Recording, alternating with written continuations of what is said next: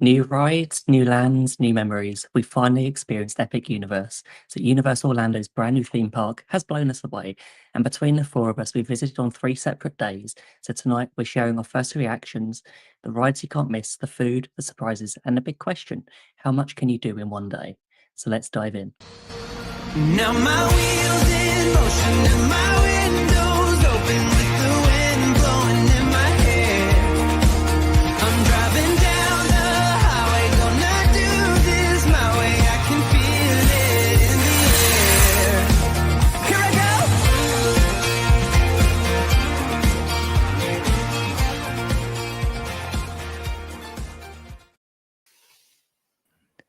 It's that time of the week again. It's Wednesday. Thank you so much for joining us live. So put in the chat today and let us know which land at Epic Universe are you heading to first. We'd love to hear your picks. So between all of us, we've walked through the gates of Epic Universe not once, not twice, but 3 times on 3 separate days. So I'm Ben, and with me tonight are Becca, Claire, and John. How are we all? I have a cold.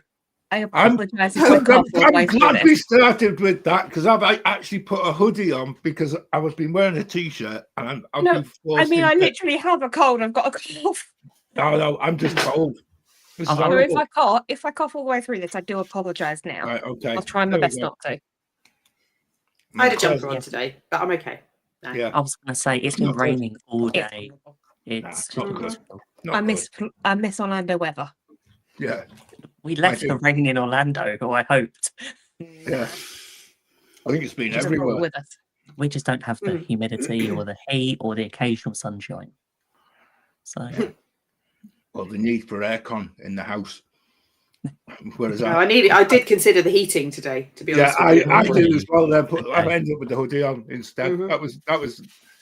That was just one step too much too early. Yeah. we're in September. It needs to be like Halloween before we think about putting heating on. Oh no! That's- There we go. that's bold. Or is that pushing it? That'll be heating watch every Wednesday now until the end of October. That's it. Like banana watch, Guardians Ron, of heating the Galaxy watch. watch. So where it was like Guardians of the Galaxy was like a wait time check. Now it's going to be weather watch. Yeah, Well, it's very British of us, isn't it? So it is. Indeed, yeah. indeed. It is. I'm very much looking forward to tonight's show because all the talk that we all did before we went on holiday, we all got a chance to experience Epic, and we're all trying to avoid spoilers. So there will be a few spoilers ahead tonight. So anyone who is planning on going and wants to avoid it all, I don't blame you.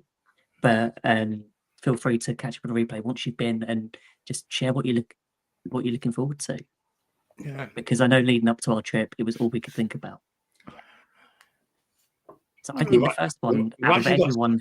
We've actually got Simon in the chat who's actually there at the moment, which doesn't make the feeling any better, I must admit.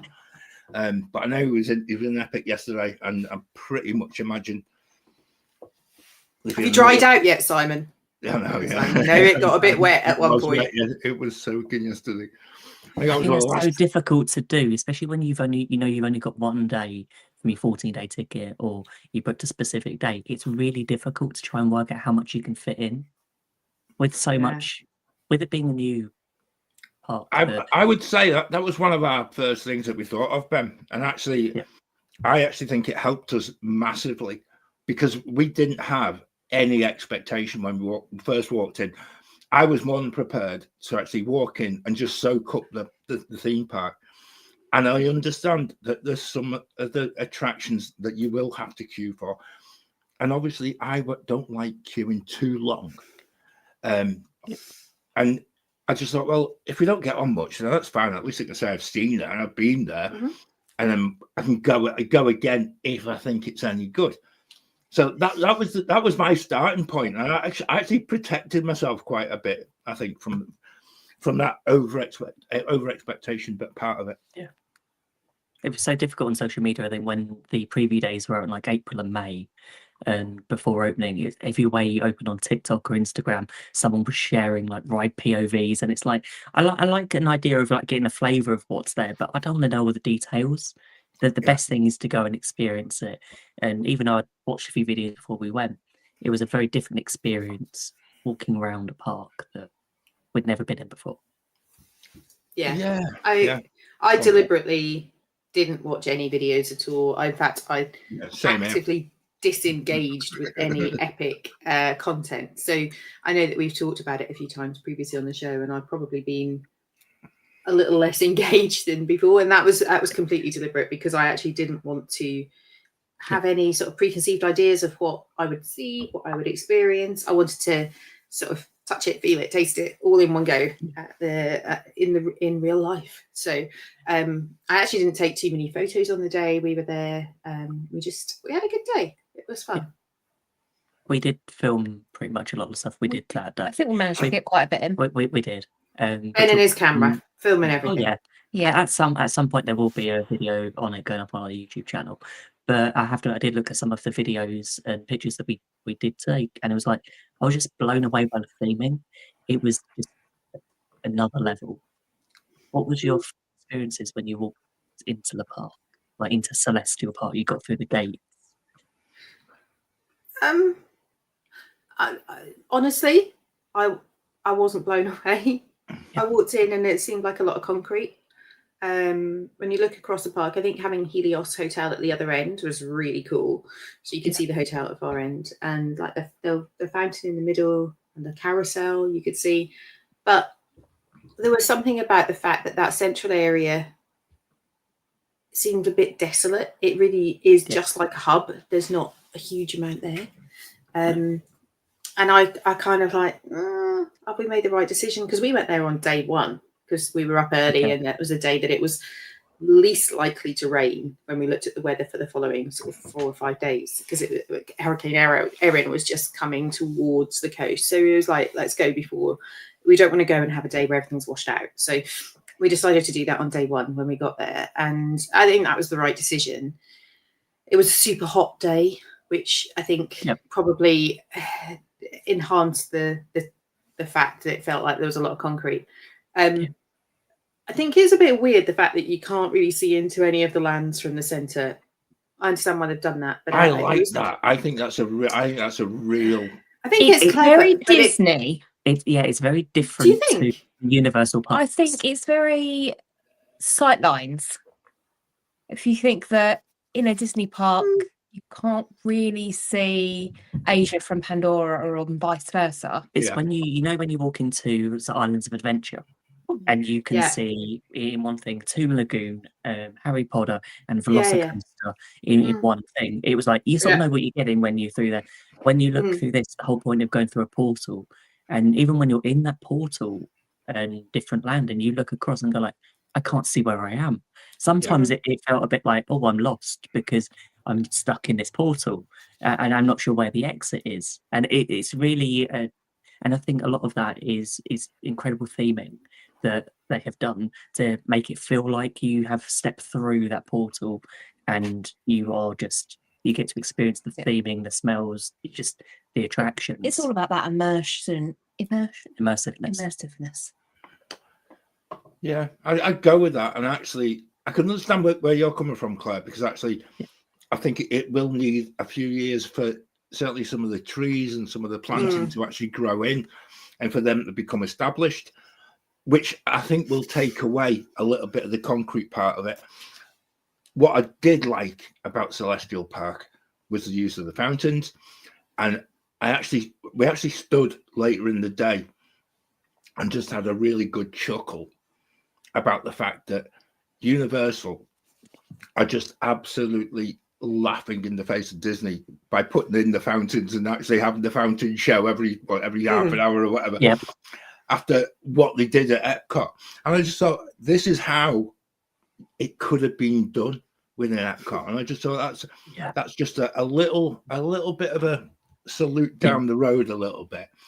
The one thing when you enter, and I've said this to a few people, and this is probably my biggest sort of takeaway from the day, is the signage within the park isn't great either. So I think it would actually help if you actually drew yourself a little circular map and actually plotted each of the portals and just kept it either on your phone or whatever, so you actually knew in which direction you wanted to go first. Because when you go in, it just becomes this vast, just totalness of space, and you don't know where you're going to begin. Well, I certainly didn't. And I think that's the thing, is if you haven't done any sort of research to it, you're not sure what's there. I don't feel like it is it's not one you can just go and explore. It doesn't feel like it at the minute that it's an easy one to go and explore and see what's there. It was more like, okay, when we walked in, it was sort of, as the park was opening, there was a team member sort of making announcements of like what's open, what lands for early entry, how do you get there? Do you go left or do you go right when you enter in? That was useful. But once you've got past that, how far do you walk? Because I remember they made the announcement when we walked in that sort of Battle of the Ministry was due to open at 10 o'clock. And they were now sort of preloading, ready to go in. So we thought, okay, we're going to go there straight away. But it was like it would go right, and we just had to follow it all the way around until we come across the portal for it. And then, of course, when we got there, it wasn't preloading; it was delayed open, and it didn't open until the afternoon. And a bit of communication between the front and the actual ride's not quite great first thing in the morning. That's true. I think everyone's having a different experience, and you know, your experience was really different to mine, and that was different to John's. And I think there is still some clearly some teething issues. Communication seems to be one of them. And we had a totally different experience when we entered the park. And to be fair, we had early entry because we were staying at Royal Pacific, so we got into the park at 8, and by 8:30 we were in the line for Battle at the Ministry, and they were telling us really clearly, because we made a conscious decision that we could see everyone going to Nintendo, so it was left to Nintendo, right to Isle of Berk and Harry Potter, and we made a conscious decision that everyone's going to Nintendo. We know, a bit like John, we went with very minimal expectations. So we said the 2 attractions that we want to do, and if that's all we do all day, that's fine, was Battle at the Ministry and Mario Kart. So between the 3 of us, that's the 2 things we said we wanted to do. And we said, let's just go to Battle at the Ministry first, because that was our number 1. So we enter the park, and then they sort of stop you at the first section, and they said, right, so it's left to Nintendo, right to, Stardust Racers and those things. And so we walked past Stardust Racers and all the way down to the Harry Potter area. And we walked in, and we waited for like 3 minutes, and then they let you walk into the area, and people were going straight to the attraction. They were like, the attraction will not open till 10 o'clock. You will be stood in the line until 10 o'clock. And we were like, do you know what? We'll suck it up. It's fine, because we know this is something we know that's your must do. That's the one you want to do. Yeah. By 9:10, we would be on the attraction and come off again. Yeah. And then because actually they're going like they were loading, they were running, so they didn't wait cool. until 10 o'clock to open it. So we were literally, we didn't stop in the queue line at all. We just walked through. So we walked through and waited to go through the little flu powder bit, and then we walked through. I was trying to take photos inside, and they were like, keep moving. I was like, I need to take pictures. I want to take photos inside the Ministry. And they were like, no, you're going to come back out this way, take pictures on your way out. You've got to keep the line moving. And we were literally just walking through the switchbacks in every area. We didn't stop at all until we got to loading. So it was that. I mean, that was incredible, because we were on and off, and it was a great attraction. But we were like, well, why are they telling everyone if it's going to not going to open till 10? And actually, that's clearly not true, because we could see people coming off as we would. I wonder whether that's how they normally run it, because they're not sure what it's going to do. I was reading the other day that they didn't open it, and it was closed all day until 8 p.m. And only at 8 p.m. It just for the seems last a bit hour, temperamental. Yeah. It seemed to be an attraction that, because it's indoors as well, you haven't even got the weather element of it. So it must just be a bit of there's some kinks in the it's a bit reminds me of like Rise of the Resistance when that first opened. And yeah, the right. Year of that was like you're not sure. It's. I think that's something we really need to keep in mind throughout the whole show tonight, because I keep seeing so many people's reactions on Facebook in particular, where they're complaining about the fact, I've been to Epic, it was rubbish, never going back there. And actually, you've got to understand that Universal have actually pushed the technology to its absolute limit as it stands right now. And obviously, when you do that and within a working theme park, and then you have people in that theme park day in, day out, there are going to be problems that do occur. Now, you can't possibly test a ride or a brand new ride system and then start allowing people to come in when you think it's, you just basically have to. And the Universal's way has generally always been, let's get people in, let's get people to test it out. The best way of testing is to have more people, because they're never going to have enough people in a theme park to go through it. Yeah. And when you look at other attractions, whether it be Disney or Universal, I know, John, when we were out there, we had a long discussion of Rock and Roller Coaster always breaking down. Yeah. So it's one of those that ride sort of technical issues are going to happen, and it's difficult when you've only got one day and there's a lot of pressure for you to have this day that's perfect. But I think you've just got to go in it and be prepared not to it. We weren't aiming for a perfect day. We went on, because with previous trips to Florida, we've always used like touring plans or busy day guides. With this, we don't have that information. I was talking to a friend on Instagram yesterday, and he's gone through the data since it's opened, and the day where the lowest queues turns out to be a Sunday. Yes. And the most busiest turned out to be a Wednesday, which is ironically the day we were there. Which I can confirm, the queues are very busy on a Wednesday.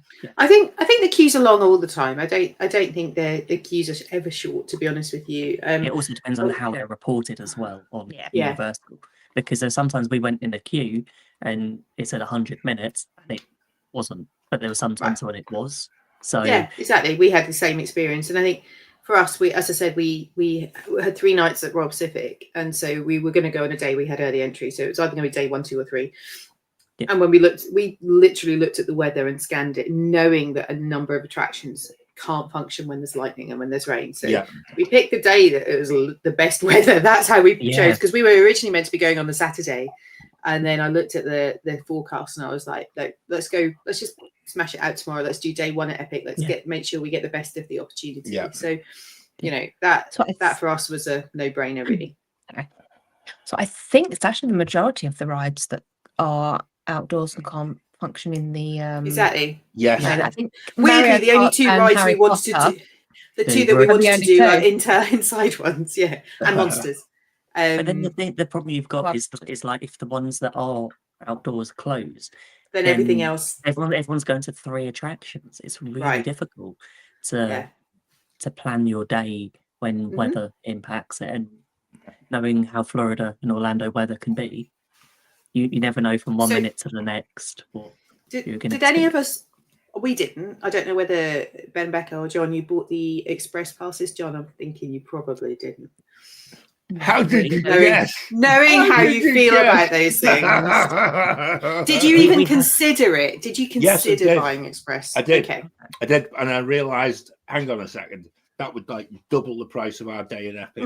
And actually, because we didn't buy the express pass, it meant we had an extra Universal day, and so we ended up with 4 Universal days. Obviously, only 1 in Epic, and actually. We got done way more in one day than I ever thought was going to be possible. I would gladly recommend that for Ministry of Magic.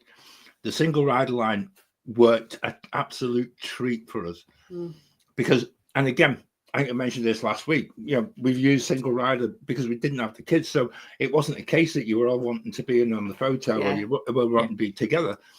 We just wanted to go and ride it. And actually, having spoken with a couple of cast members, and they said the single rider line might be a bit quicker, but we're not quite sure. Sometimes it can be as long as as long as the general queue.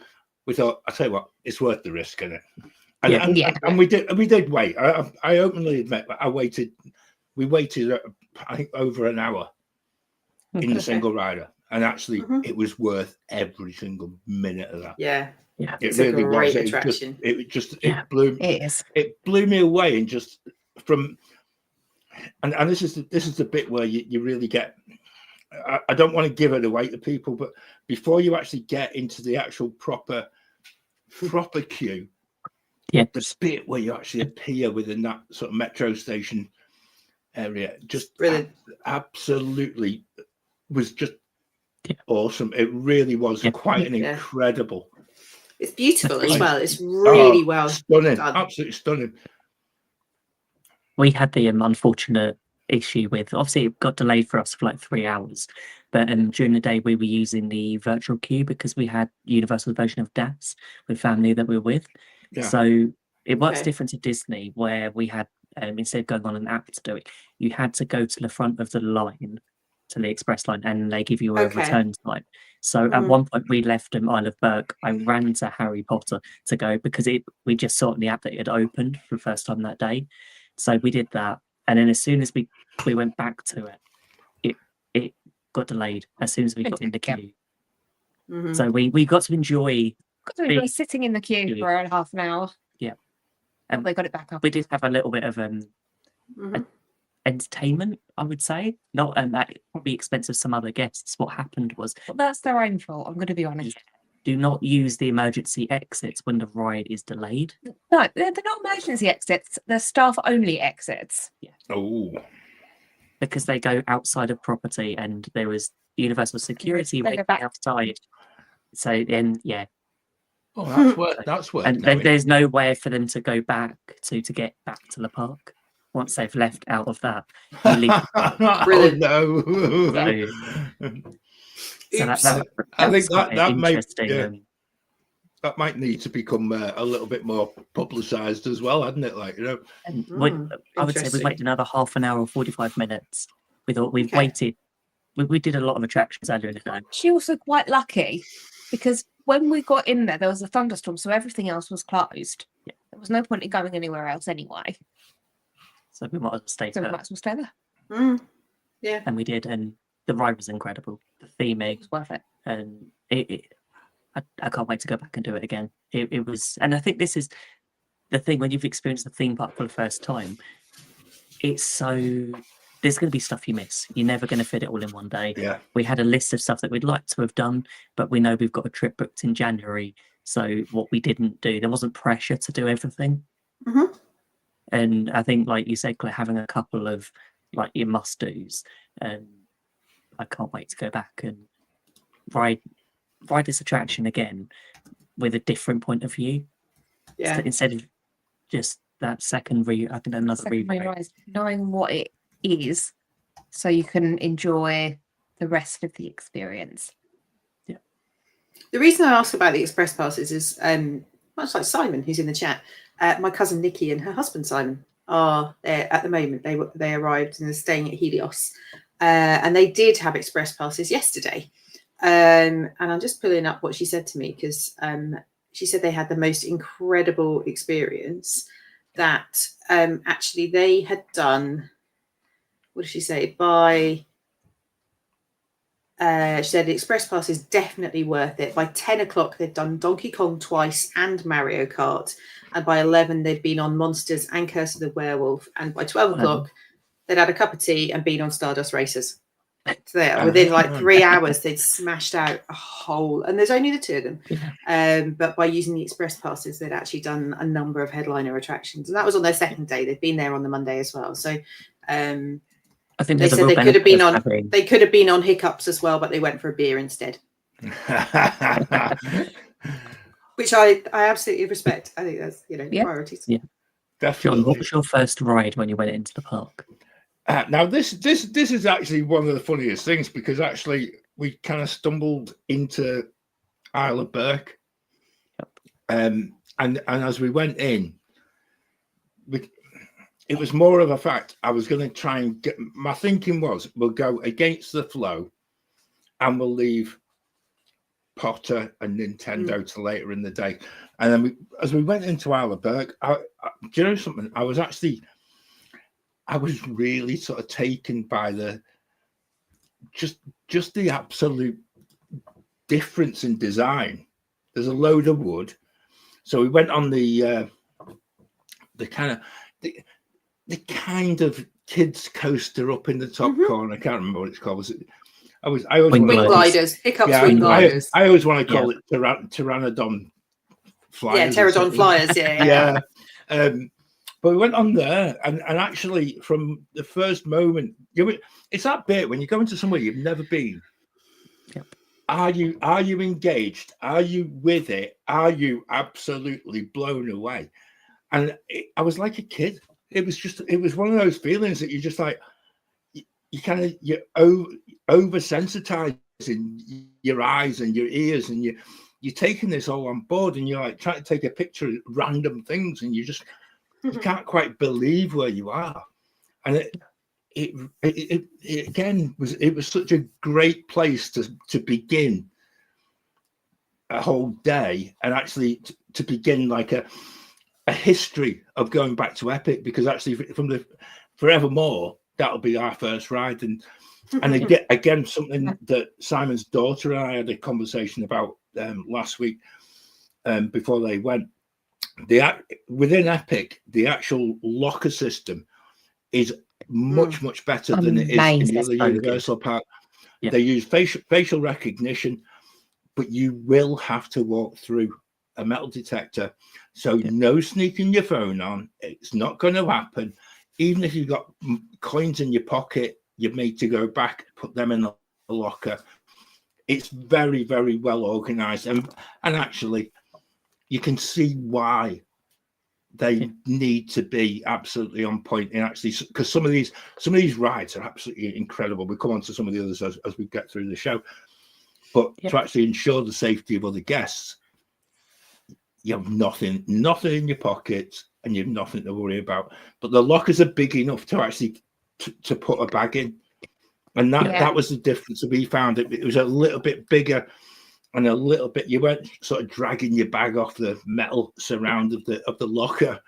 But and it's so much easier to come from the other side. So there's no there's not as when we went back into like Universal Islands Adventure a few days later. Gringotts. Gringotts. Lockers. Yeah. That should be knocked down and start again, because they have, it's horrific. I mean, they have learned from that, thank goodness. But they should shut that off, rebuild that whole area, because that is probably the worst place in all of islands of Universal. I did get some insider knowledge from Simon and his daughter on this one, about where to get the locker, and actually not to go in that main hub. Go to the exit, and if you can get through the fire exit, just on that left hand side. Don't tell everyone, but Izzy, that was on you, and thank you for that, because actually that was, because I'm awful. You know, when you come off rides, right, and because it's just your ticket in the other two Universal parks. So I'll scan my ticket, and I won't think about who's on the eye level and gets smacked in the face by a locker. I'm like, whoa, sorry, sorry, open.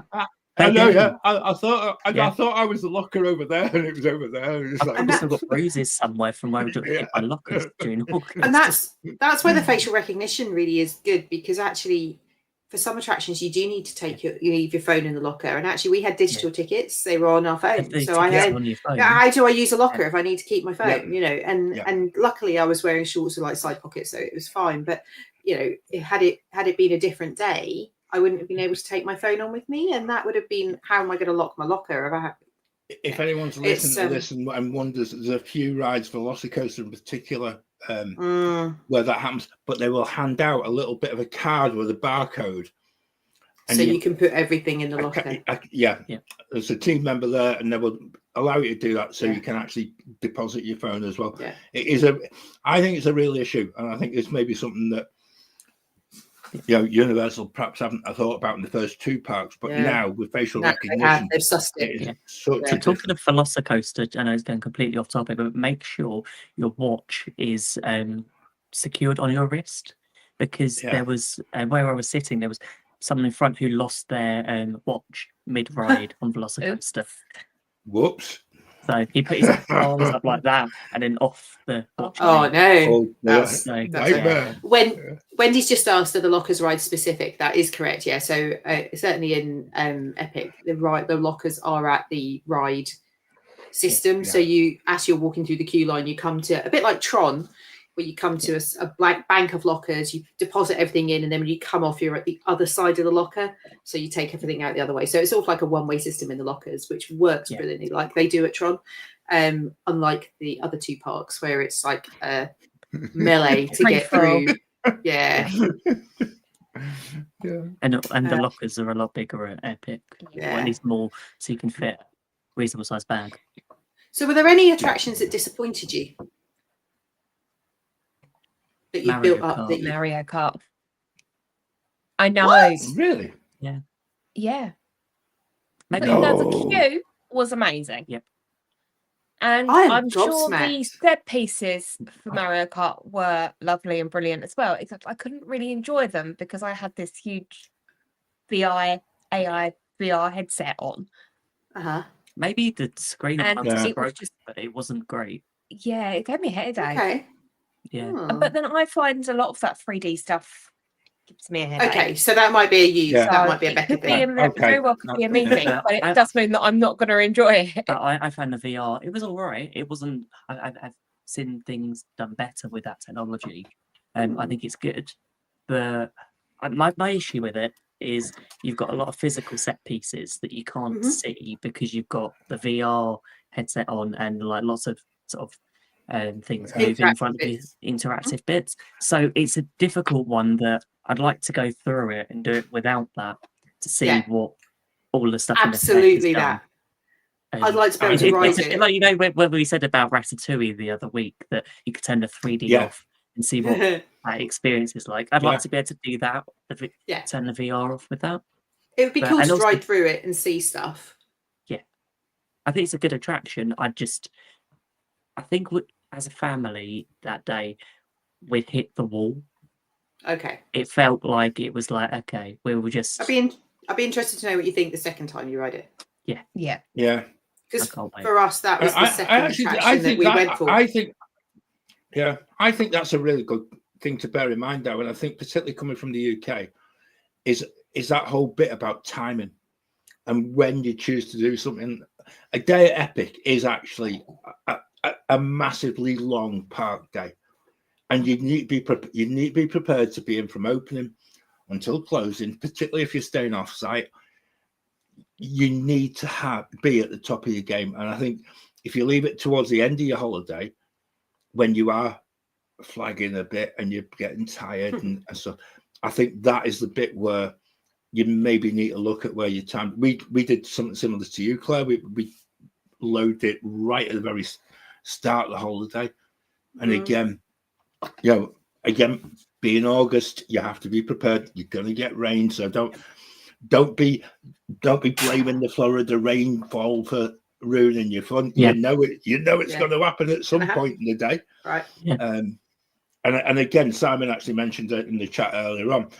Yesterday, they didn't close the rides initially when it started raining. They would try to keep them open, and I think that's something I think they've learned a little bit more to try and take away a little bit of the criticism.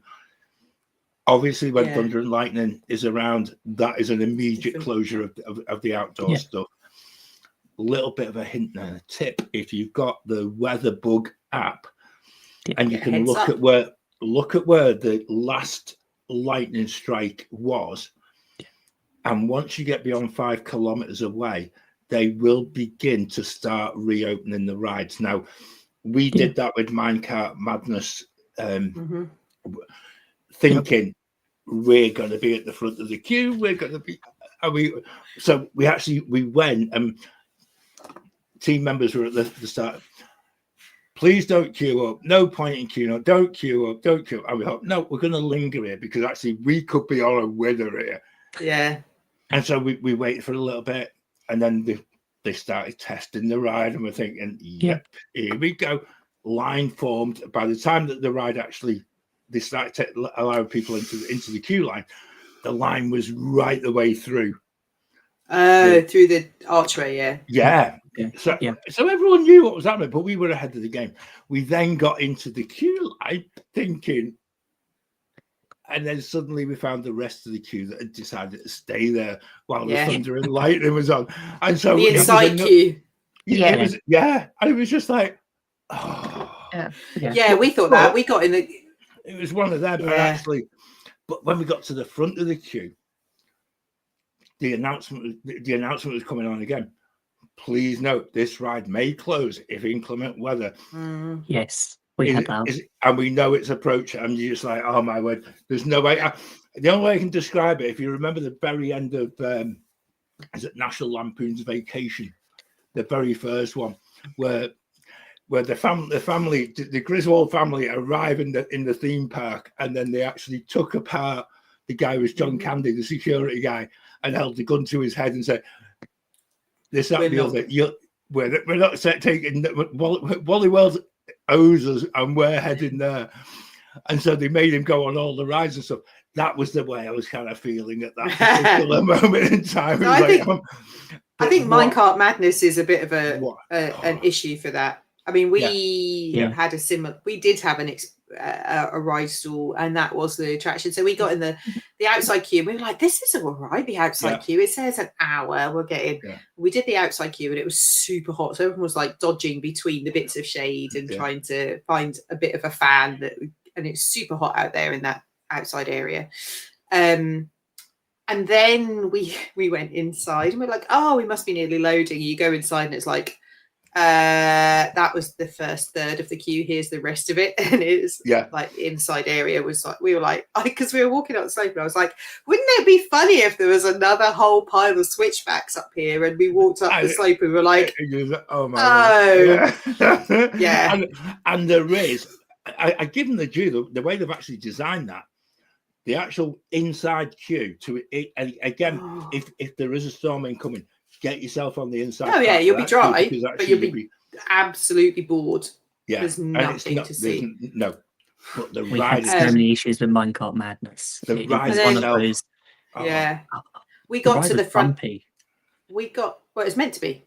Yeah, but it was. To be honest, I felt it was bumpy than I thought it was going to be. Oh no! I think it's designed to be like that. I think that's the entire point of it.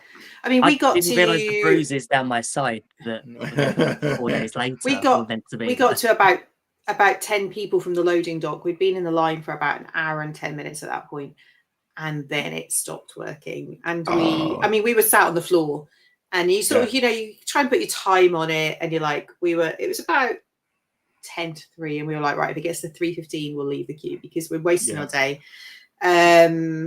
And actually at about 3:10 it went back up and we got on and it was fine. But I really liked the attraction. Millie and I were sat in the front and Dan was sat in the back, and we could see the second track.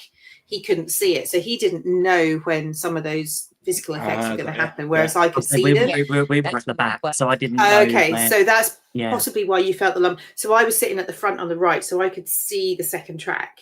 And I could see where it was going to turn and where it was going to drop and things. Millie probably couldn't. She might not be quite big enough. And Dan definitely couldn't because he was behind me. I think it's a really clever coaster. I don't think it's the best attraction in the world, but I think it was fun. And I love the fact it was a bit lumpy bumpy and, a bit unpredictable. I thought it was quite good. And it's certainly unique. I actually think I did enjoy it.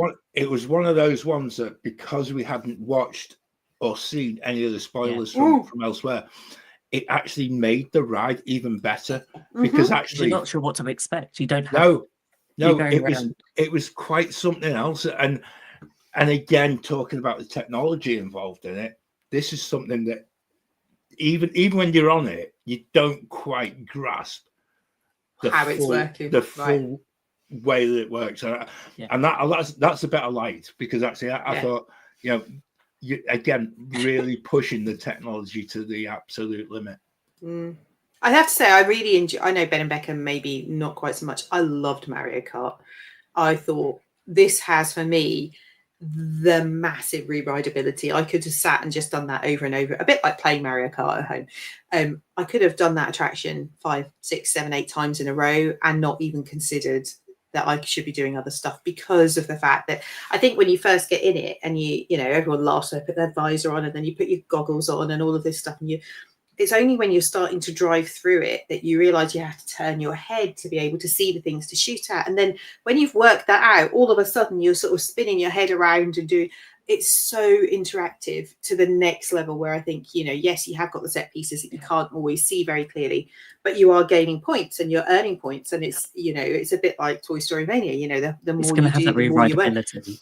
And I just think that for me, I would happily just, I reckon there are probably team members who have been on it multiple times to build up those top scores who are like, you know, there's the kid at the arcade who knows exactly how to do it. And what I don't know is each time you ride it, is it different? Do you get different visual effects, or is it the same each time? And I don't know. And that's something that would be quite interesting to know.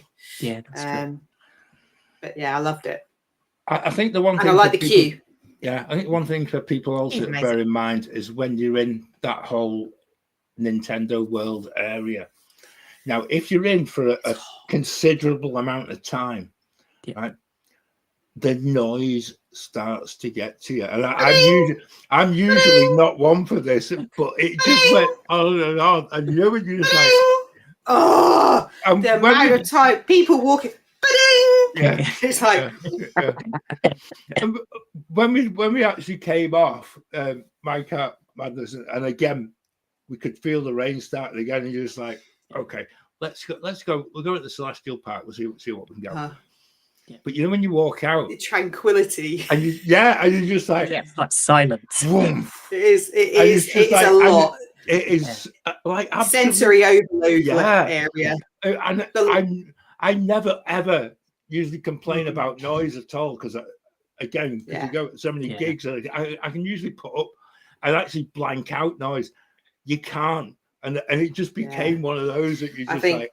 I think if you've got people in your family, or particularly children who are sensory sensitive, because it's very bright in there. There's not a huge amount of shade, so it's exceptionally hot in most of that that Nintendo Land.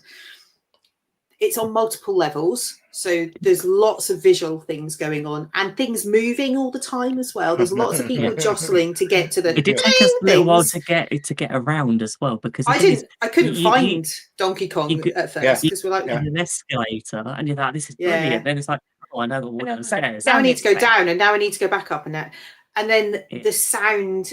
The volume and the number of different things that are going on. I think it is a little bit of overload. So I would say that if you've got people who are sensitive to, you know, sensory overload, just might want to think about how much time you spend in there, because I lots of noise sometimes is a bit much for me. And I was certainly like, okay, I've had enough in here. I need to leave here. Yeah. So, but yeah, you come back out in Celestial Park, and it's almost like that. Oh, yeah, that's nice. Yeah, it is. And yet it's so different to going through the entrance. It was like, oh, I've got escapes. It's brilliant. It's the theming of it is perfect. What about the area with monsters? Dark Universe. What did you think? Because that was the area you were super excited about, wasn't it, Ben? Yep, it was, but unfortunately we didn't get to it till the very end of the day. Did what you see live up to your expectations? Oh yeah, it looked amazing. It looks incredible, and especially because obviously by the time we got there it was dark as well. Okay. So that was did you do any of the attractions? No, it was delayed. When we got there, it'd been open all day. By the time we walked through Mario, because we were in the queue for Mario Kart for quite a while. Once we got through there, and we thought, time for Dark Universe, no one else really seemed interested in it. But I'm going ahead. I've waited all day for this. I'm going to go and do it. Half an hour before the park closed, it's delayed. And spoke to the team member. They said, like, it's not opening for the rest of the evening. Which didn't help. So I thought either attraction, the werewolf or the monsters attraction. But we had a 45-minute queue. And we wanted to do the fountain show, the evening fountain show. Right. So it was, yeah. And I would actually say that the Monsters Unchained part there, the Frankenstein ride, is a little hidden gem that it's a lot. It's in your face. But I tell you what, as an actual ride, it is something else. And it doesn't usually carry a massively long queue time. I walked on. It's indoors, so you know it's going to happen. If it starts raining, that should be your go-to place, I think. Yeah. Pretty much most of the day I Did saw you it enjoy no it, longer than John? 30 I minutes. loved it. I came off it and I just thought, wow, that's like taking the original Harry Potter ride to the nth degree. And then, you know, and it's just like, and it was absolutely superb, and yeah, has a bit of scariness about it as well. So don't be. Thanks for joining us, Simon. Thanks, Enjoy Simon. Halloween. Good luck in Halloween Horror Nights. Hoping axe murder doesn't get you or anything. Or a chainsaw. Oh, wow, have a great time. Thank you for joining us. And again, Simon actually put together, and his daughter Izzy put together a bit of a cheat sheet that went to about 5 pages of A4, because we hadn't been to Universal for a number of years, and it was so invaluable of just looking at really nice places to eat inside the other parks, and also just little bits of advice, again, like was mentioned before, about lockers, etc. And the annual pass holders, and I know that they'll have a great time tonight. I know that's one of Izzy's big things. So have a great time. I did the monsters. Go on. Yeah, I did the monsters. Right. So we'd been into Marriott. We'd done Battle at Ministry. Then we'd gone over and done a few things in Nintendo. Yeah. And we came out. We grabbed something to eat at like that funny barbecue place that's in Celestial Park, because it was about 2:00 and about 2:30, and we were a little bit hungry. So we grabbed something to eat, and I was like, right, I need to go into each of the portals just so I can say that I've been to them all. We've come all this way. Yep. But I have to say, that is not an area that I was particularly interested in. It wasn't somewhere that I was desperate to go to. Neither of the attractions really were doing it for me. And I was like, let's go and see. And we went in, and it was fine. The weather was good. It wasn't too much of an issue. The queue for the werewolf was about 50 minutes. And the queue for the Monsters attraction was 5. It was a walk-on. I was just down in Mills, and I said, look, it's a walk-on. Let me go in. Millie was a bit like, oh, I'm not sure. I said, why don't I go and ride it? Take my bag. I'll go ride it. Taking one for the team there, Claire. I like that. I'll go and check it out. And when I come out, if it's it's still going to be a walk on. If it's okay, we'll all go and do it again. Yeah. And I didn't really know what I was getting myself into. I'd seen pictures of a staircase. And the theming in the queue line is incredible. Yeah. I was walking through the queue line. I was like, this is amazing. I took some photos in the queue line, and we got to the loading, and I was like, okay, this is. I know there was me, another single rider, and a couple of people. So I was completely alone, and I was like, okay. And I sat down, and this thing it's intense. I mean, the attraction is like Forbidden Journey in terms of it's all people on like a bench and on an arm, and it moves you around and stuff. But the theming is intense. You have got Dracula coming at you quite close. It's like the moment in Forbidden Journey where the Dementors come at you, but then times that by about 1 million in terms of intensity. I can't wait to do this. I would say it's not really kid friendly. I would say any children under 8 are really probably not. Unless they're really brave and don't care. I came off and Mills went, what do you think? I was like, no. You'd hate it. Like, you'd love the attraction, but no, I need you to sleep tonight because you will not. And she would have been beside herself. And she's quite a sensible 12-year-old. And I was just like, it's incredible. One for when you're older, if you feel like it. It is a lot. It really is. And I've heard, and actually Nikki and Simon both said to me, they went on it and they were like, wow, a theme park attraction, you don't expect to be quite, it's like Halloween Horror Nights, but in an attraction form. Oh, wow. It's a lot. It really is. But it is incredible. And the theming is amazing. And if you're kind of don't care, it's like the Mummy, but then a lot more. Okay. Yeah, it is quite confronting. There's a part of me that wants to do it because I've heard that it's amazing and all of those things you just said. And there's a part of me that doesn't want to do it because I know it's going to absolutely terrify me. Absolutely. And I was scared. And I don't really get, I can do Tower of Terror. The theming doesn't bother me. It's creepy, but I love the fact that it's creepy and it's clever creepy. Yeah. This was, I was like, okay, this is more than I expected. This is not my usual type of ride. So I would definitely do it again. I would not take my child on it. Yeah. Claire, John, did you experience Dark Universe at night time? No. Only no, it was kind of dusk by the time that we came out of there, and I think nighttime, the lighting in there just changes the whole atmosphere within the place. I have to It's admit, amazing when you see Cursed Werewolf, you can't see anything. You can hear the screams. That's it. And that's it. And I have to. We saw the flaming windmill. It was incredible. We saw it, and it does look really clever, and the theming around. We didn't go into any of the restaurants or anything. Yeah, we went in a couple of the shops, and they were quite freaky. I would go back and have another explore in that area. It wasn't by that point for us. It was about 4:30. We went and did the carousel, which I loved, and it was really sweet actually. And we actually had quite a long wait for the carousel, which was weird. I don't quite understand the loading of that is slow. And it reminded me a little bit of the sea glass carousel that we did in Bryant Park in New York, in terms of feel and look. And it's lovely. And by the time we came off the carousel, the sky had changed to grey and that wind was blowing in, and we were like, I know what's going to happen. And because it was our first day, I had our passports in my handbag. And I had a bag that wasn't waterproof. So my bag is made from fabric with like things on it. And I was like, right, I need to go and find a shop and get a carrier bag to put, something plastic bag to put our passports in, number one. So we went to Isle of Burke after that and then did a few things there as the rain was starting to come in. So we actually left the park at about 7:00. We were only in for 11 hours.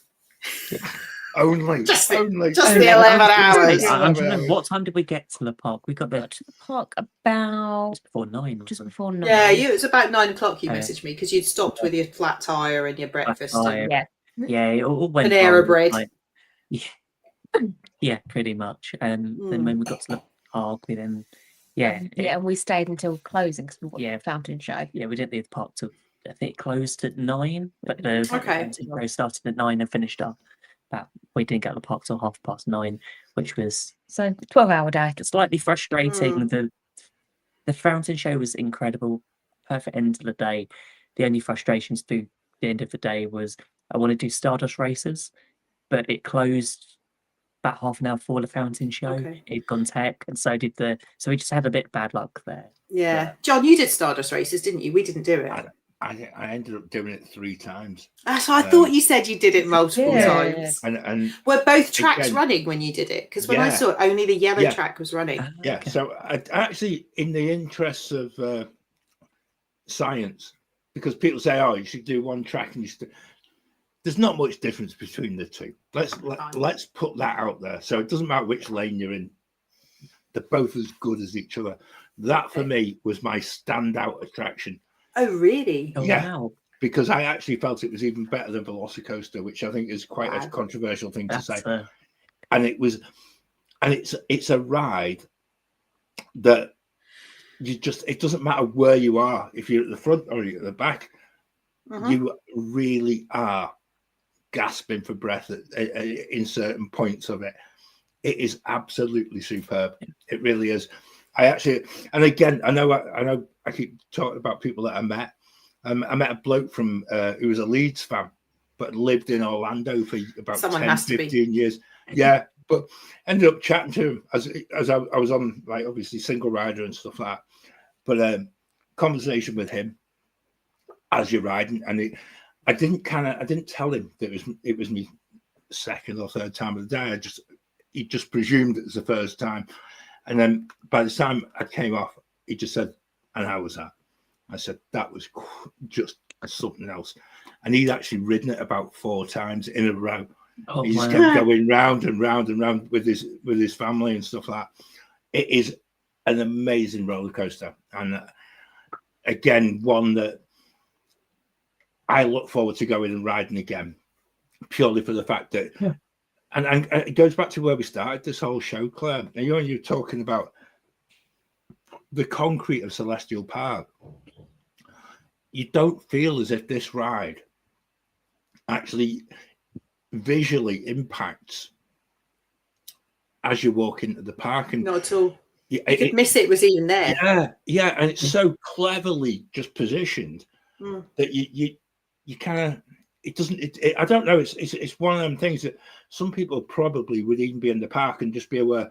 Oh, that's one of the roller coasters, maybe from Isle of Berk. Yeah, we've done that. We've done that, and they didn't actually understand it. And it's almost tucked away, isn't it? Yeah. But which is ridiculous. It was just superb. It really was.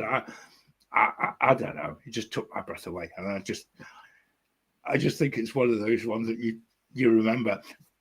I only went on myself. Alison didn't do it. She doesn't do rides like that. So that was another reason why. You did it 3 times just to be sure. Just to make sure, yeah. Like I did Velocicoaster 3 times. Yeah. Velocicoaster for intensity. Yeah, I think that's exactly it, Becca. I think that is the intensity part of it, and they're very similar. Some of the is the lap restraint the same? So is it just a lap? Yeah, there's no over shoulder stuff. It's all about that suspended. It's like, and I know I was getting into trouble when I compare it to the sick ride at Flamingo Land, but it's the same. It's the same system, but they actually got that. It's like the corkscrew, inverted corkscrew, but because you're going so fast, the actual gravitational part of it doesn't catch up, and it just is absolutely amazing. It really is. Loved it. Absolutely loved it. Did you do any of the shows or any of the other bits and pieces that were around the parks? Did you meet Toothless or any of those things? No, I really wanted to. But we never Cute and Meet Toothless was like an hour and 15 minutes. Yeah. That wasn't going to be on my list. It was a bit. We did meet the students in the Wisdom World, though. They were nice. Oh, okay. Wandering around. Yeah, that was a had a nice conversation with them. Yeah. So we had a couple of 10-minute conversation. That's cool, because there's the sort of the show in the Wisdom World area, which is inside like the tent. That absolutely blew me away, and actually, we didn't get back to that. We were going to go back to it. Oh, Claire, yeah. As a standalone attraction, you think there's a circus tent, and you walk in the circus tent. It looks very innocuous. Totally. When you actually get beyond the circus tent, the actual attraction itself is so deep into the you don't actually understand where you actually are positioned, and this theatre is absolutely superb. What I would say is, actually, I had a conversation with a good friend of the show, Katie Wetzel, but trying to describe, and she'd actually seen quite a lot of this. It was Le Cirque Arcanus. Now I'm on a warning to make sure.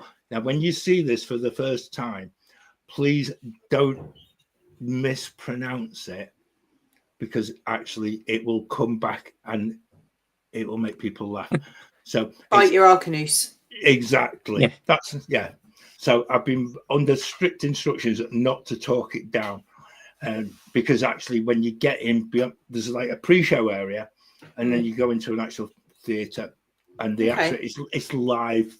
A live circus and live theatre. It is outstanding. It really is. And actually, it is. If you're used to going to circuses and things like that, there's no animals involved in it, but it's just a lot of visual and trickery and things like that. It's really clever. And I'm gutted we missed it. I just like the fact that it's live theatre, and again. I'll put this out there, because we mentioned about the fountains as being one little dig at Disney. I think this is another, and I think this is another where they've invested in a show where it will be heavy on sort of cost of staffing and performers, but they're not being frightened of that, and they've actually put it into a brand new theme park, and that was refreshing, because it is live theatre, and I will always support live theatre in that. One thing I noticed about Epic in a lot of the portals, a lot of the lands, was the roaming characters. Yeah, there was several. And there in were all so of them. many in and It was Wizarding brilliant. World, there was loads. Oh my word, yeah. Wizarding World was perfect. It really was. I felt like they had taken what they learned from the one that Studios and Islands of Adventure and gone like, oh, we can actually have space here. Yes. It felt Yes. perfect. Oh. It felt like they fixed felt a lot like- of the flaws. I tell they you what, we had. did find in the actual Harry Potter area as well. Now, this is again, this goes back to what we've always said on this show. It's about that, just taking the time to just step away, and just letting things happen.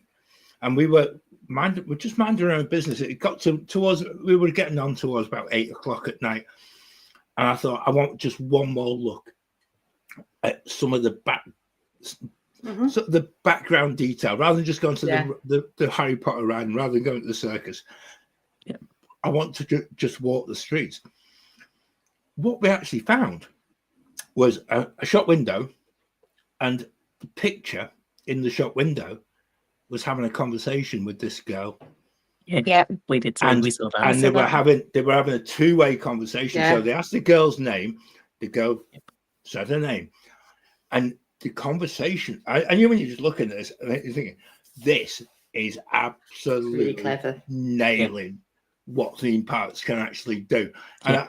I love that. It would be probably one of my standout moments. And this girl, she must have been about 7 or 8, and she was just completely flummoxed as to how this picture can be talking to her, knowing, and the questions were clever, because actually they were asking most of the stuff, and it was coming backwards and forwards. And the girl's like, "How do you know that?" Oh, it's just like, and it was guided in a perfect way, and it was just lovely.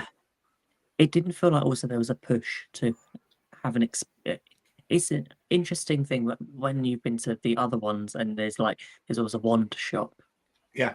To go and spend money on an interactive wand, and when you think with Nintendo that you can get the power up band to collect things, so it's people's first opinion is like, oh, is this like another thing to spend money on? But I have to admit, the experience that we had walking around and just seeing the attention to detail in things.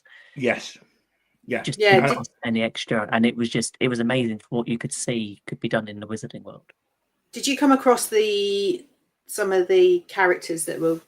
So we were in the one shop, and the character who owns the one shop, Cosme, she came in and she stayed in there for. Well, we were in there for like 15 minutes, and she stayed in there just chatting to everyone, and amazing. And it's weird because she came and she was like, "Bonjour," and Lily immediately went, "Bonjour." Didn't think anything of it. It's just like, it was incredible. And I think those roaming characters. Obviously, we were in the Wizarding World first thing in the morning. There was all of the area to the right. When you walk in, the left is where you go to get to the attraction, and you've got the circus in front of you. All the areas to the right, there's a couple of there's a restaurant and some shops. Yeah. There wasn't a huge amount down there in terms of people, so we were walking around, and there was actors, cast, team members, who were sort of like standing on the street corner with nobody talking to them, and they were quite clearly team members in costume, ready to interact, just watching emptiness because there was nobody there. And it was like, wow, even when it's not busy, they have bothered to put people out, because it'd be really easy to go, well, there's nobody there, don't bother going out yet, start your shift in an hour rather than now. We joke when we've mentioned that about Disney. It's like, oh, it's a quiet time. Oh, we don't need to have them start take a break. now. They can start later, have a break, and we'll call you back when it's busy. And it's really interesting how, and I know because it's a new theme park that they're trying to but I think this should stay the way it is. I think I love being able to walk through like Dark Universe, even though it was late at night. There was still Eagle running about, scaring people. It was quite. The hunters came out. Yeah, there was the places and the violinist. Yeah, I had the Invisible Man, which was we saw the Invisible Man. Yeah, that was really cool. Yeah, we did, because it was going to start raining. We did go in and watch the Untrainable Dragon show in Isle of Buck. It was amazing. Again, live actors. Didn't really know what we were going into. We were like, it's inside. That'll do nicely. A mate got some amazing seats. We were like 3 rows from the front. There's live singers, there's live drummers, there's live actors. The actor who was playing, I want to say, what's the name of the person who trains dragons? I can't remember his name. I've never seen the film. Hiccup. It is Hiccup, yeah. He Yeah. looked exactly like the cartoon character. Oh, wow. I've never seen the films, so Oh, Millie was no. like, "He's amazing." So then I looked it up. I was like, "Oh no, he does look just like him." It was such a great show. It's like half an hour long. Okay. Original songs, well produced, well delivered. I thought it was such a great experience. And actually, Toothless wasn't well that day, so didn't appear in the show. I wouldn't have known any different. So he was having a nap, but apparently Toothless normally appears as well. That was one show that, again, when you come out of Epic, you'll realise you've crammed so much into a day, and then you instantly regret missing and, things. and that's the Right. one Missed. thing. That's the one thing we didn't do that I wish we had. Yeah. But I'm glad we didn't, because I know that we can go back. Yeah. And see It was again. excellent, really good. Yeah. And there was that funny ride in Isle of Berk, the one that's like up on the arm that's been. Oh yeah. I No, really wanted to do Yeah. that, but we ran out of time, and then it started raining, and I'm like, I'm not doing that in the rain. Yeah. I was like, that's a bit of me that, throw yourself upside down as much as you want, kind of thing. It does look good. I might have to give it I a can't go wait in to go back and do the things we missed. Yeah. I think you've got to understand you're not going to come away and tick it all off in one day, and I think that's maybe where some people are coming away from a one-day ticket and saying, "Oh, we didn't do this, we didn't do that, we couldn't do this." We had to queue for so long for so many things. We only got 4 rides done or whatever. Yeah, I came away. I couldn't believe just how much we'd achieved. Yeah. And how much we'd actually soaked up an awful lot of what the park was about. We also had a really nice pint in the. There's a little bar. I can't even remember what the name of the bar was, but we went for, and then there was live music on. Is that the one in the middle in Celestial Park? Yeah. 4 o'clock in the afternoon. There was jazz. We had two guitarists on singing REM songs and things like that. Right up my street. It really was. Automatic for the people in the middle of the day. But it's the fact that they're laying entertainment on. I don't know about you guys. We didn't delve too much into the food side of stuff because I'm a bit some food. iffy on that. We went to Starbucks, because I know that if a coffee. We had the mac and cheese bread bowl at Isle of Berk, and Incredible. we had. I know it was at the Harry Potter. We had steak. Steak. It was steak. It was wow. steak. Oh. Yeah. You guys didn't go hungry then. It was a quick. You know what? It was quick service as well. Quick service, but the steak was really, really good. A pretty good steak for quick service. And it was, it surprised me. And it wasn't table service or quick service. It was like It's kind of a quick hybrid. service. Yeah, they bring it to you, so you order. You sit Is down, that the order on the cafe? The French cafe on the left hand side. Yeah. We went in there and we had breakfast in there, partly because I wanted to go in. That looked amazing. It was fine. We actually walked in and then realised it was a bit of a queue, and then we decided, I can't. The thing I liked was that you could sit at a table and use a QR code, order on the app, and they brought it to you. In most of the quick service locations across all of Universal, actually, they do that in.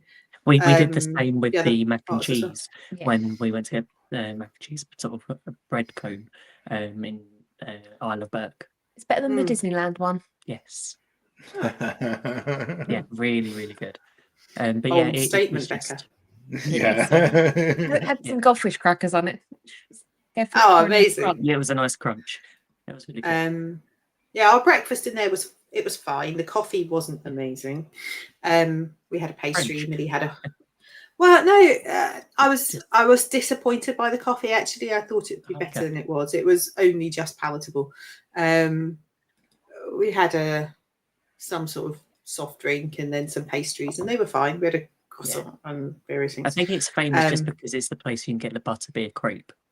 Oh, I didn't know that. Millie had some That- Nutella Crepes. She had 2 kids Nutella Crepes, and they were good. I mean, it was a good buy. It was good value. The kids' meals, again, the same as in Disney, are a better value option than, and they're not that much smaller. But the interior of that location is lovely. It's really Yes, yeah. beautiful, and it does feel very French. It feels very Parisian. So Yeah. I think it's it has. I wouldn't necessarily go back, but I think it was nice. I wanted to see inside. So I was We like, had some interesting interaction with team members in there, because when we went in, sort of explained how it works. You choose a seat, and that was perfect. But our server who brought our food out, I think he was working in the wrong land. I think he should have been over at Dark Universe, because he had no Oh. expression on his face and literally felt like he was like, It's just very French. yes. no, he was in character. Okay. He was in- So, Oh, dear. yeah. But yeah, we didn't delve into any of the other food really. It wasn't. No, I think- I'm going through my photos here, and I'm desperately trying to figure out what we actually ate. And I think we caught something on the way back down the I-4 at the end I of think the day. it's really difficult when you've got one day. When if you're going forward from January 26th, you can buy tickets. Where UK ones, it's multiple days. It's interesting Yeah. how you change. How many days would you do at Epic in a future trip? Because obviously So this year you've only been constrained to one. Well, we obviously had a 14-day Universal ticket, and there was a point in our trip where we're trying to work out what to do, and I did look at, shall we buy another day at Epic, just a standalone Epic Universe ticket, and for the 3 of us it's going to be $450 for one more day, and at that point I went, absolutely not, that is not worth it. Especially when you won't have express pass. Right. So there is, then I think eventually, it's still, and that's no cheaper than spending one day at Magic Kingdom. Don't get me wrong. I'm not trying to suggest that it's priced over and above any other park. Yeah. You know, a day at Magic Kingdom is like $160 on some peak times. Yeah. But I wouldn't pay that either if I didn't have a 14-day pass or an annual pass or any of that stuff. I wouldn't pay that. Yeah. So I think it is an expensive outlay. And I think that's probably where people are getting frustrated if they're there for the day and they don't feel like they're getting their money's worth because they haven't made it on every attraction that they want to do, or they were standing in a queue for 2 hours and then the ride went tech because it was lightning. The frustration of that, I think, is probably because it's new and there's this desperation to experience everything. Yeah, that will subside, and I think that that will ease, and the tenseness around that will get better. But I think for the next 6 months or so, it's still going to feel that intense. I have to do it all because actually it's costing me a lot of money. Because you're either buying a 14-day ticket and getting one day, or you've got an annual pass and you're buying a day, or you're paying for a day on its own. It's none of it is cheap. None of it. No trip to Orlando is cheap, but this is an additional cost on any of them. So I think, I absolutely understand. I think we were lucky with our day. I think we had a great day and we experienced pretty much everything we wanted to. Yeah. There's loads to go back that we didn't touch, but that's the same everywhere, but I know that some people haven't been that lucky. And if you look on like Facebook chat groups, there are lots of people ranting. And I feel for them. If I've had that experience, you'd feel the same. I think it's always difficult, and I don't know whether Universal have done it right or wrongly. It's a new theme park that's opened, first time in so many years. About trying to control the crowd.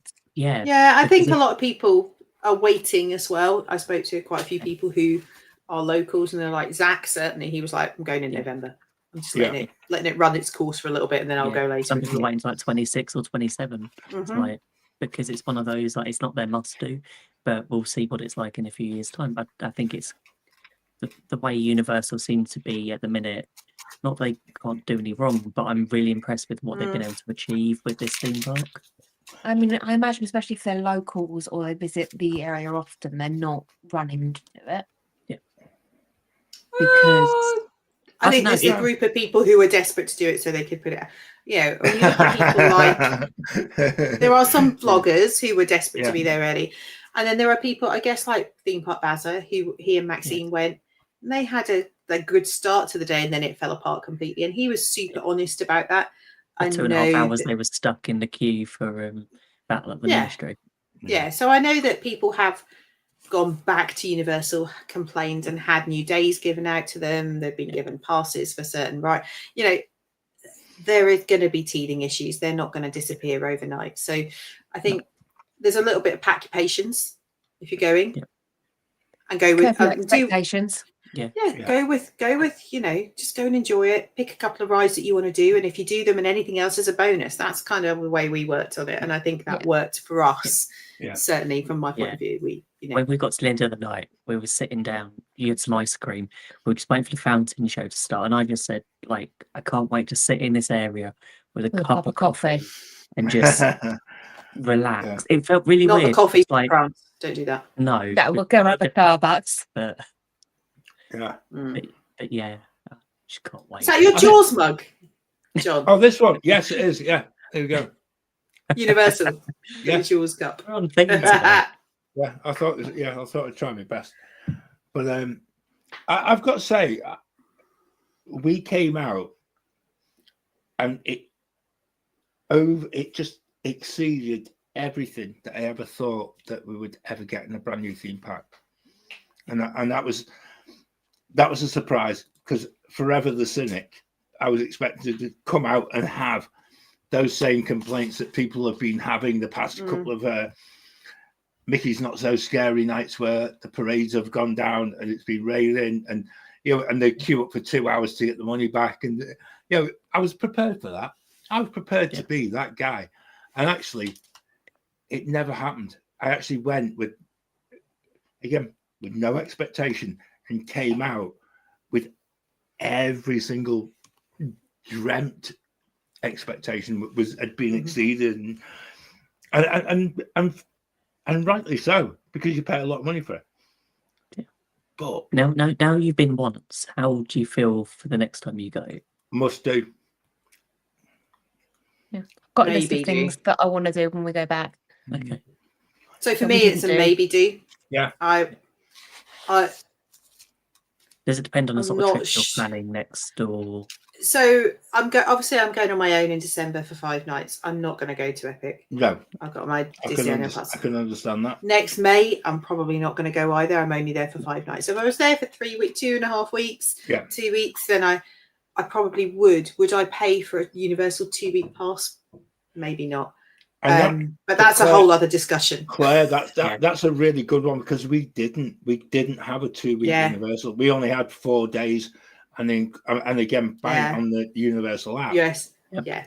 And then what we did was, one of those days, 1 day out of 4 was going to be Epic. What was interesting, and again, having not done Universal for quite some time, I think both Alison and I love coasters, so I'm pretty well catered for by all of the parks.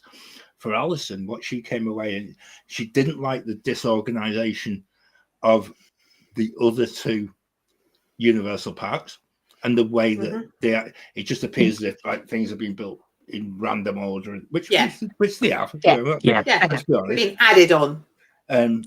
But what she did, she actually just didn't like that sort of chaotic kind of view to it, and actually she loved Epic.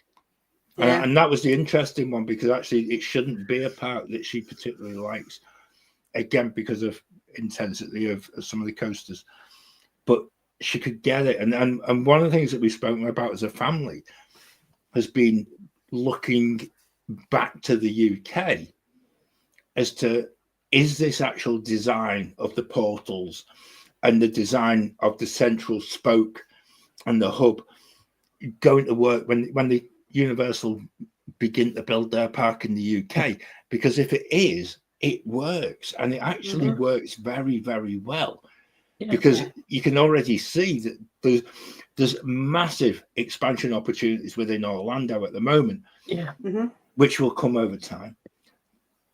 Not just in rides, but also I would think in sort of indoor things. But also restaurants, other types. There's lots of that park already built that are not being used. I think Universal already said that they've got a few plans of what future and I think developments are going to happen. I think this is and that's, again, going back to what we said months ago, it's a masterstroke because they've actually thought about the long-term viability of this. And I really, I take my hat off because I was willing to come back and slag it off and say, oh, don't see what the fuss is personally, but actually the fuss is absolutely superb. And actually, I think the hotel network, and I think when you first realize where it is within Orlando, you're quite surprised it's so far away from the original Universal parks and some of their hotel infrastructure. Yet what they've done is they've built more hotels around in that Epic area. Yeah, and they look incredible. The new hotels. What's the hotel that hasn't opened yet? The one that looks like reflective all the way around it. It's amazing. Terra Luna and Stella Nova. Yeah. They're the ones that are open. Are they the open one? Because Helios they opened last February. Oh, they look they're unbelievably value beautiful. hotels. Yeah. So the price of them is very good. So we're staying at Terra Luna in January. Okay. Be interesting to see how that is. I mean, you don't get perks like as the premium hotels, so you don't get the express pass. But for Epic, you get early entry anyway. But you get early entry, so, which is what we're looking forward to. But I've got this feeling being up early every day in January just to go to Epic. Oh God, yeah, too right. I think that goes without saying, doesn't it? You know, I really feel that. You know, it's a type of park though. Even when we then went into the Disney part of the holiday, you then go back and you reflect on that day at Epic, and you wish you could have had a second day to just take a little bit more in, because like I said earlier, to make use of it, you're in from opening till as late as you can actually stay in that park, and you're going in blind, pretty much, and it's going to be interesting to walk into that one knowing all what we know, everything that we've spoken about this evening, of just like using all of that and going like, okay, I can't wait to get back there. And I hope we haven't given too much away to people listening to this, because actually, you know, I felt very privileged in the fact that I know we'd done a mid-month show earlier in the year, which again had a little short list of must do rides, but I hadn't absorbed anything, and it's the most amazing feeling going into a theme park without that sense of, oh, we'll do this and this. It's just like, let's just go and explore, because we'll probably never get the day that we did the first time ever again. It's one of those absolutely amazing experiences. So whether you've been to Epic already or it's on your list to do, let us know how you get on and what you're most excited for, because it's just amazing to feel that emotion when you walk through into a brand new theme park that you've never been into before. So if you enjoyed tonight's chat, don't forget to like, subscribe and ring the bell so you never miss a Waffle Live. And if you want to keep the conversation going, come and join us in the Wafflers Arms, our Facebook community. So it's where we'll hang out between shows. So we'll be back next Wednesday, same time at 8:30 UK, with more Disney Universal fun. So until then, from all of us at the Great British Mickey Waffle, we'll see you soon. We'll see you real soon. We'll see you real soon. Now my wheels in motion and my windows open with the wind blowing in my hair.